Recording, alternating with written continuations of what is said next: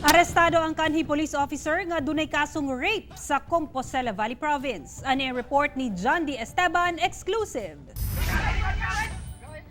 Wala na nakapalagpa kining lalaki human giaresto sa gikasang operasyon sa Criminal Investigation and Detection Group kon CIDG Conval kagabi. Ang operasyon gilusad gawa sa ilang panimalay sa Green Valley Subdivision, Poblasyon Compostela, Conval.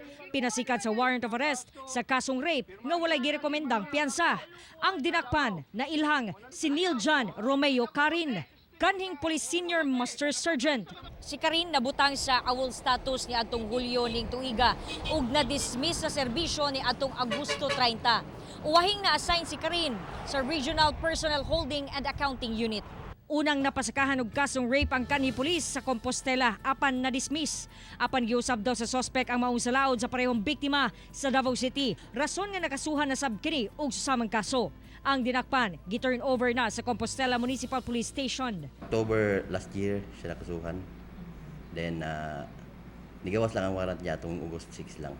Wala na mihatag og pahayag si former Police Senior Master Sergeant Neil John Romeo Carin kabahin sa iyahang kaso. Kauban si Mel Colmenares sa kamera. Ako si John D. Esteban para sa One Mindanao.